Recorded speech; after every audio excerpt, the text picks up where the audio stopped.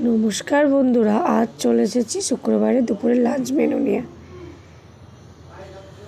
আজকে সিম্পল দুপুরের lunch menu, পেঁয়াজ দিয়ে মুসুর ডাল আর আলু পোস্ত। তো আলুটা পেঁয়াজ নুন লবণ হলুদ দিয়ে ভালো করে কষিয়ে নিয়েছি। পোস্তটা আমি কাঁচা লঙ্কা দিয়ে বেটে নেব। আলু পোস্ততে কাঁচা লঙ্কার ফ্লেভারটা খুব ভালো লাগে। আলুটা আমার ভাজা ভাজা হয়ে গেছে।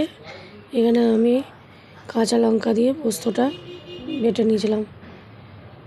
পোস্তটা আমি দিয়ে দিলাম, ভালো করে একটু নাড়াচাড়া করে নিয়ে পোস্তর কাঁচা গন্ধটা চলে গেলে আমি জল ঢেলে দেবো। পোস্ত রান্না করা তো খুবই সহজ, খুব তাড়াতাড়ি হয়ে যায়। এটা হতে থাকলো। এই পোস্তটা আমি ব্যবহার করেছি। এদিকে এখানে আমি একটা কড়াই বসিয়ে নিয়েছি।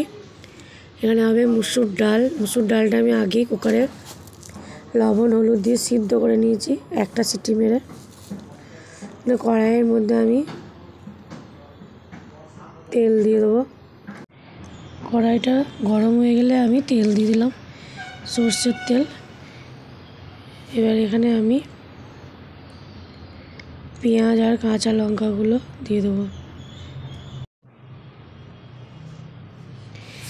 এখানে আমি পেঁয়াজ আর কাঁচা লঙ্কাটা হালকা ভেজে নিয়ে মুসুর ডালটা আমি আগে থেকে সেদ্ধ করে রেখেছিলাম, ওটা ঢেলে দিলাম। এই পেঁয়াজ আর কাঁচা লঙ্কা দিয়ে হালকা এই পাতলা ডালটা খুব সুস্বাদু হয়, আর এর সঙ্গে আলু পোস্ত তো জমে যায়। এবার এখানে আমি একটা কড়াই গরম করে নিয়েছি, অল্প একটু সর্ষের তেল দিয়ে আমি যে পালং শাক কেটে রেখেছিলাম ওটা বানিয়ে নেব। পালং শাকটা আমি শিম বেগুন মূলো দিয়ে ভালো করে নাড়িয়ে নেব। একটু লবণ আর হলুদ দিয়ে দেবো।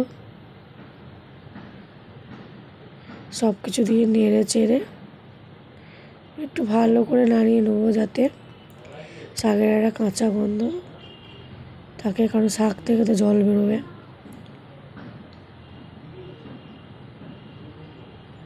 মোটামুটি আমার রান্না কমপ্লিটের দিকে। এটা হলেই আমার রান্না আজকের মতন কমপ্লিট। এদিকে আমি একটা কুকারে অল্প একটু ওল পড়েছিল, সিটি মারতে দিলাম, আর ওদিকে 3টে ডিম সেদ্ধ করতে দিয়ে দিলাম। তো আজকের আমার দুপুরের লাঞ্চ মেনু ফাইনাল লুক: সাদা ভাত, ওল সেদ্ধ কাঁচা লঙ্কা দিয়ে মাখা, পালং শাক আর পেঁয়াজ দিয়ে মুসুর ডাল, আলু পোস্ত, ডিম সেদ্ধ। কেমন লাগলো আজকের লাঞ্চ মেনু? সবাই ভালো থাকবেন। Tata, bye bye.